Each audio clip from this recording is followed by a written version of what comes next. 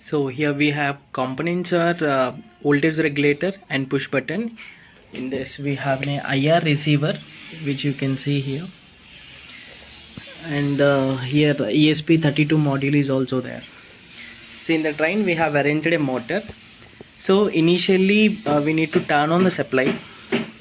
Once I turn on the supply, the main aspect is like we need to given a ramp on the platform, which is very helpful for the handicapped people and those who are into wheelchair. Okay, so initially we'll move the train by using this push button. Once the train reaches towards platform, the ramp will be up. It would be comfortable to get into the train for the handicapped people. Once the train get off from the platform, the ramp will be again it's come to the normal position. Again we can see the demonstration. So initially we can get the train back, and we need to press this push button.